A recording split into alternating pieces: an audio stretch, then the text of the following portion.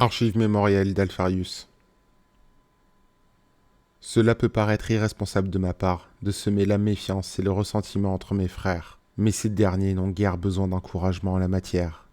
Horus conclut dès leur première rencontre que Russ n'était qu'un sauvage braillard. Russ n'aime vraiment aucun de ses frères. Je pourrais énumérer ceux qu'il déteste en particulier, à savoir la moitié d'entre nous. Quand on sait qu'il s'est battu en duel contre Ongron et le lion, et que Lorgar a dû le convaincre de ne pas attaquer Magnus, on se fait une idée de son tempérament. Le lion, pour sa part, se croit le meilleur. Lorgar aussi, mais davantage en vertu de son adoration pour notre père que par orgueil martial. Perturabo et Rogal le lui rend presque autant. Presque tous se méfient du Khan. Mortarion est la rudesse incarnée, et la plupart de mes frères ont pitié d'Angron, le juge dangereux, ou les deux. Férus est arrogant, Fulgrim est pire, et Gilliman a tendance à hérisser les autres car il croit avoir résolu les questions militaires, et que ce faisant, il a en prime tout consigné par écrit.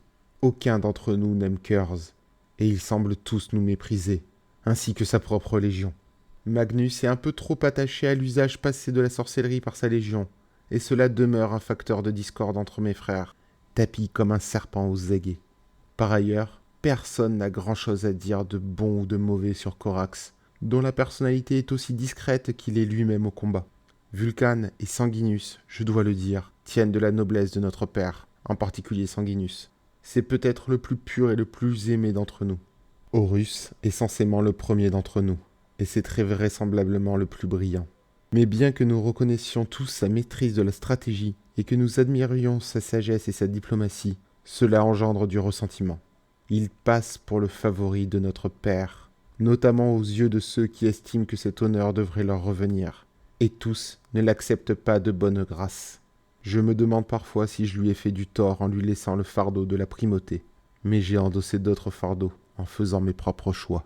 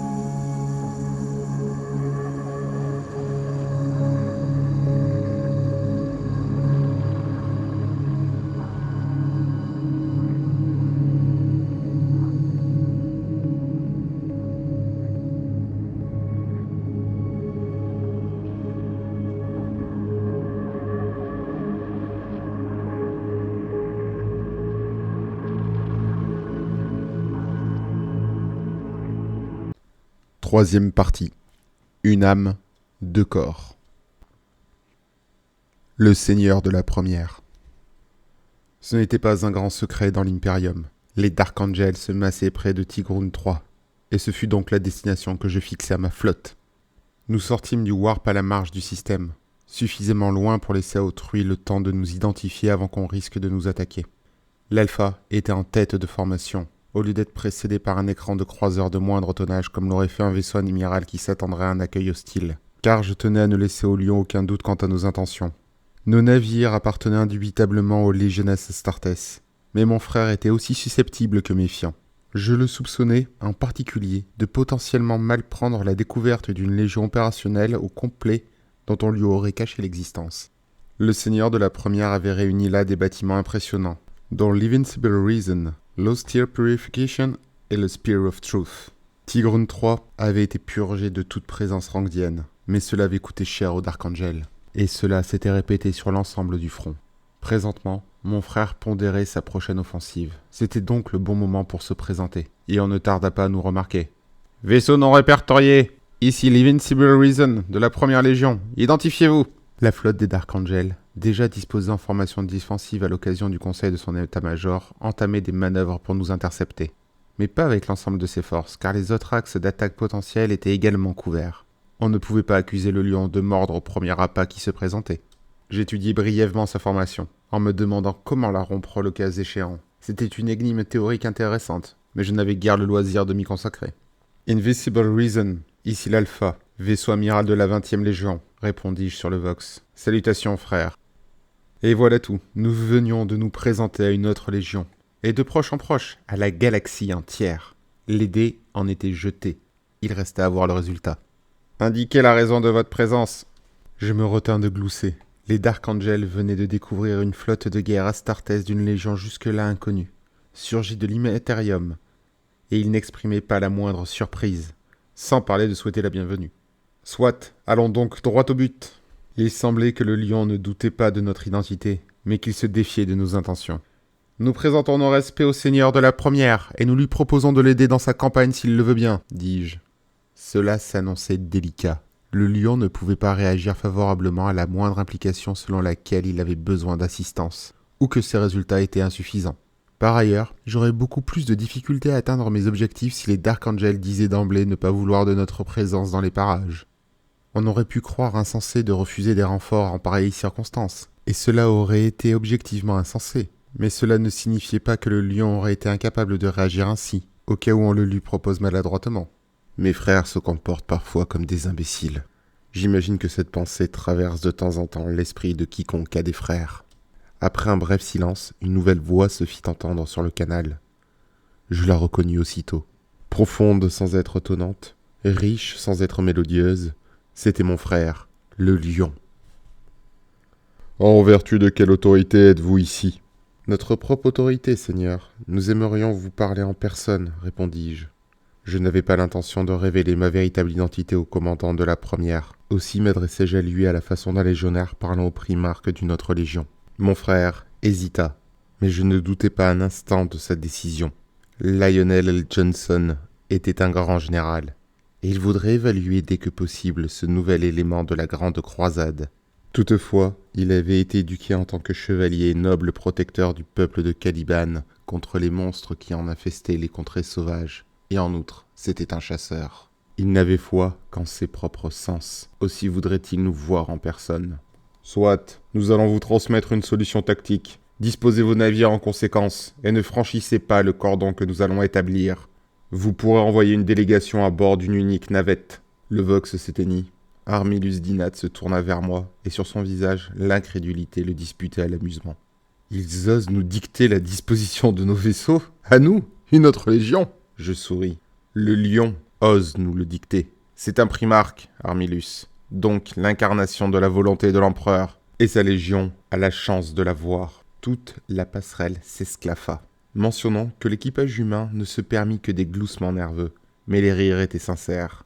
Chez les légionnesses astartès, une croyance persistante voulait que les légions ayant retrouvé leur primarque fussent parachevées, à la différence des autres, qui étaient incomplètes. Les Dark Angels allaient présumer qu'il y avait une différence entre eux et nous, ce en quoi ils auraient tort. « Seigneur, dois-je convoquer les Lernéens pour servir de garde d'honneur ?» demanda Dinat. « Non. Si le lion est confronté à une figure d'autorité, il va se sentir obligé de s'y mesurer, tout primarque qu'il soit, et cela attisera sa méfiance. Nous enverrons une escouade de 10 hommes, ni spécialistes, ni chasseurs de tête, ni Lernéens. Nous venons proposer notre soutien, et non faire étalage de notre apparat. De plus, cela ne ferait que susciter des soupçons. Comment pourrions-nous avoir des vétérans alors que nous sommes censés ne jamais avoir combattu ? Tous les guerriers doivent être en armure ordinaire, avec les emblèmes de la Légion pour toute décoration. Qui dirigera la délégation, Seigneur ? S'enquit Dinat, ce qui me fit sourire. Moi, bien sûr. C'était risqué. Évidemment que c'était risqué. J'avais déjà été en présence du lion à une occasion, déguisé en un de ses propres guerriers quand l'empereur s'est rendu sur Caliban. Mon frère jouissait d'une perception à l'acuité sans égale. Si j'allais le rencontrer sans parler au nom de ma légion, il aurait tout loisir de m'étudier. Il était fort possible que, malgré mon don, il se rende compte de ma véritable nature. Il eût été sans doute plus prudent d'envoyer quelqu'un d'autre à ma place. En l'occurrence, mon orgueil avait dû prendre le dessus. Je voulais regarder mon frère en face et voir si je pouvais le duper. En outre, je répugnais à laisser à autrui la primeur de l'interaction de notre légion avec une de ses homologues, non pas par manque de confiance en les capacités de mes subalternes, mais simplement par désir de me réserver cette occasion sans précédent. Je l'avais attendu suffisamment longtemps après tout. Cependant, il y avait aussi une considération pratique. Nous n'étions pas venus dans le seul but de proposer notre aide au Dark Angel. Nous avions nos propres desseins, ce qu'il s'agissait de cacher à un des esprits les plus tranchants de la galaxie. Et il se trouvait que j'étais un des plus talentueux menteurs jamais connus.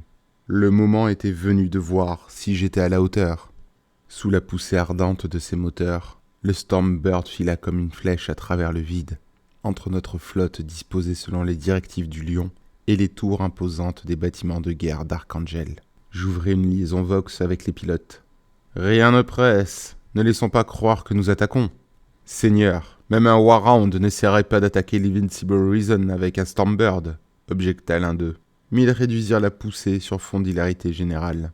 Même si j'avais spécifié à Dinat que je ne souhaitais pas que nos armures comportent la moindre décoration, ni le moindre insigne de grade ou d'ancienneté, je me faisais accompagner des meilleurs. Score et son équipe de chasseurs de tête, Ingopesh et Tias Herzog, ainsi que les capitaines Shidranko et Silonius Kell. Nous étions tous en armure énergétique Mark IV aussi impeccable qu'au jour de sa fabrication. Nos armes étaient éclatantes et nos insignes de légion irréprochables. Nous étions l'image même de 10 légionnaires novices, exempts du moindre stigmate de bataille. J'avais considéré cela et conclu que cette démarche nous donnerait les meilleures chances de succès, plutôt que de reconnaître notre long palmarès d'opérations clandestines. Mon frère n'aurait certainement pas vu cela d'un bon œil. Nos pilotes nous amenâmes au hangar qu'on nous avait assigné et posèrent sans heurts le Stormbird sur le pont. La rampe s'abaissa et nous en descendîmes en 2 colonnes de 5 bien ordonnées. Notre comité d'accueil, qui s'était tenu à distance le temps que le Stormbird se pose, vint à notre rencontre, une poignée de Dark Angel tête nue, en armure noire et bure pâle comme c'était l'usage chez leur légion. À leur tête, un guerrier Astartes à l'armure partiellement peinte en blanc, et qui, d'après ses insignes de grade, était un commandant de la Deathwing, l'élite des Dark Angel. Nous fîmes halte pour les saluer en portant le poing sur notre plastron. « Bienvenue à bord, frère !» dit leur chef, qui nous balaya du regard en essayant manifestement de nous distinguer les uns des autres. « Je m'appelle Holguin. Je vous en prie, vous pouvez ôter votre casque. » Je souris brièvement sous le mien. Je savais qui était Holguin, d'origine terrienne. Il avait peut-être même participé à ce moment historique qui était le premier affrontement devant la porte au lion. J'étais doublement amusé. D'abord par le souvenir d'avoir combattu aux côtés de la première légion avant même qu'elle soit au courant de l'existence du lion, et aussi par l'idée que si Holguin était troublé par notre uniformité, la situation n'allait pas s'éclaircir dans les secondes à venir. Je pris cependant soin d'effacer mon sourire. Holguin avait la réputation d'être observateur. Il ne s'agissait pas que mon amusement passe pour de la moquerie. Je portais les mains à mon aume, et mes guerriers firent de même. 10 colliers d'étanchéité cliquetèrent, 10 casques furent retirés. Et Holguin se retrouva face à 10 visages qui n'étaient pas aussi différents qu'il l'aurait imaginé. Otilon Score avait ses propres traits, ainsi que Dersus et Shidranko. Mais Eltan, Imor, Jatena, Ingopesh, Silonius Kell et Tias Herzog avaient pour visage une copie conforme du mien, à peu de choses de près.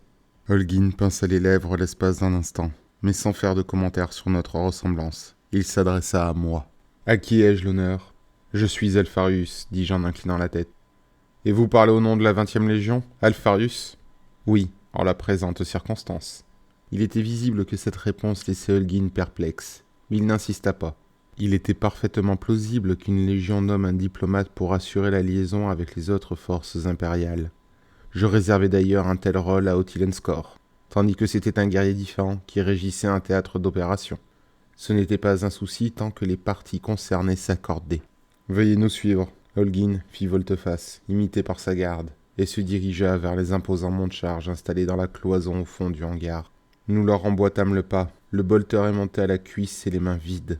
J'en profitai pour inhaler profondément l'odeur de l'Invincible Reason. Elle était analogue à celle de l'Alpha, car on ne pouvait pas attendre beaucoup de variétés du bouquet d'échappement de Stormbird, de vapeur de prométhium et de senteurs métalliques omniprésentes. Mais je relevai dans l'air quelques notes différentes. Le textile des robes des Dark Angel, les onguents lubrifiants de leur armure qui ne sentaient pas exactement comme les nôtres, et même leur odeur corporelle.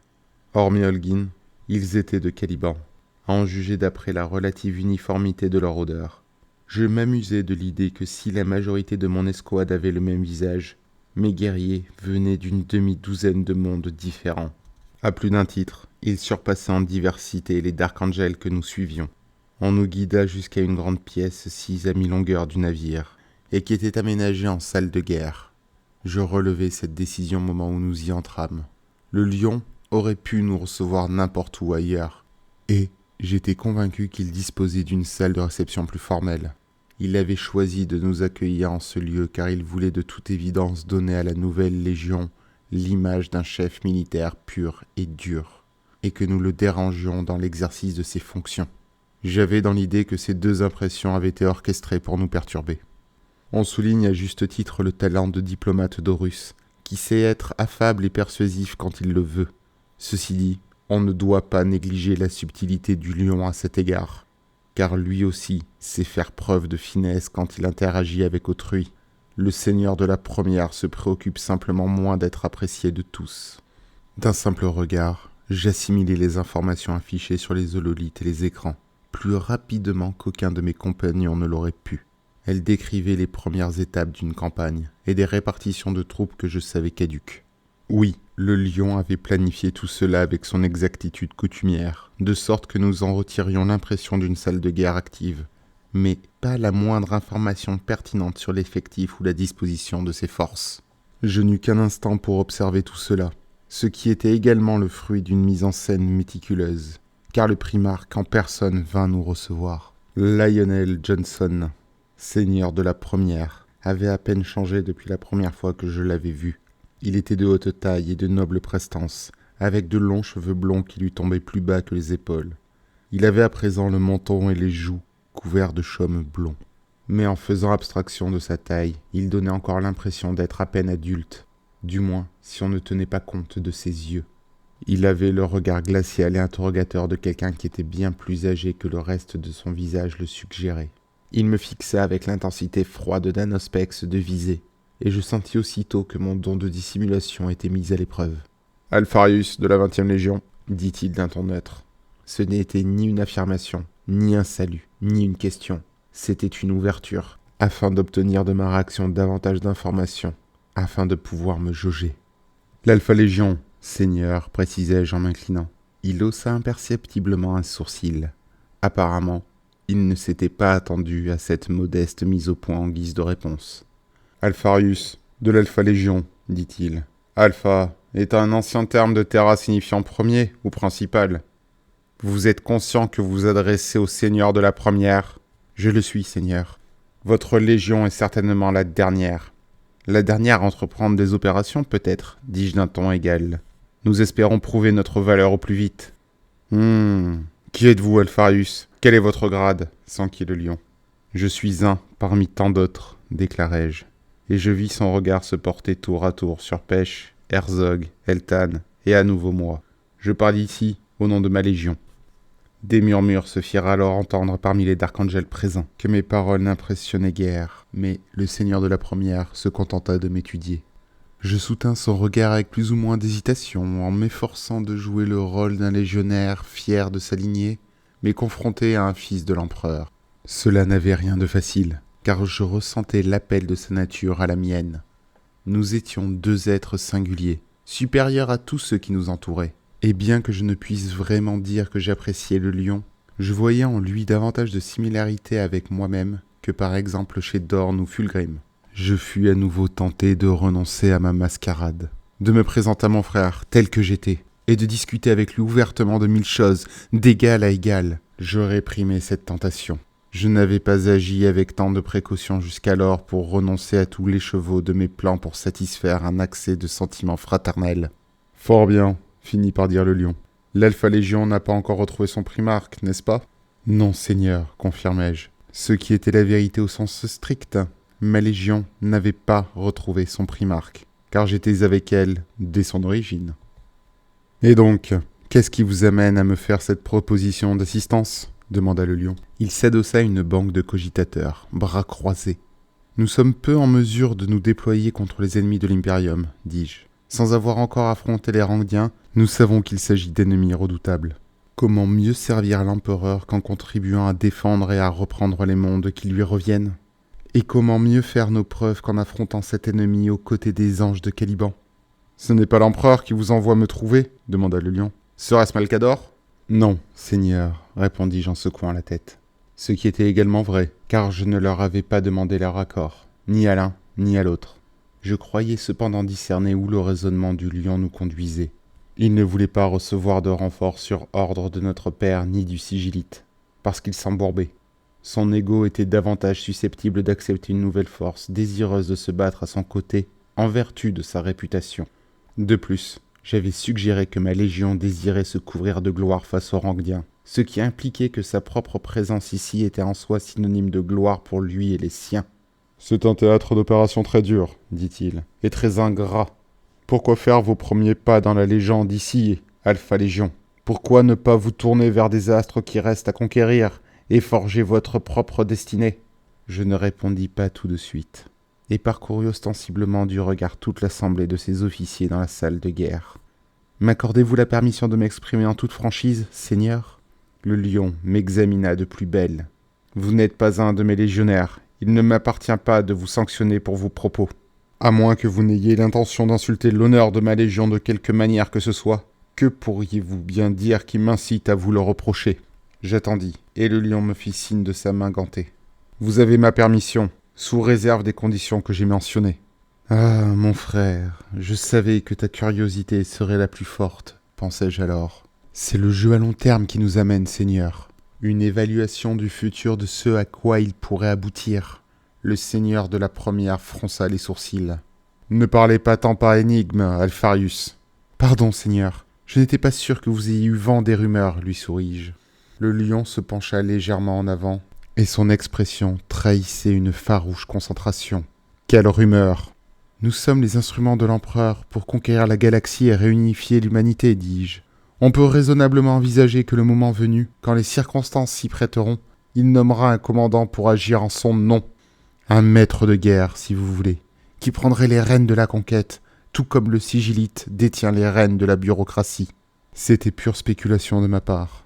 Mon père ne m'avait jamais parlé de quoi que ce soit de ce genre, mais je l'avais déduit de mon côté.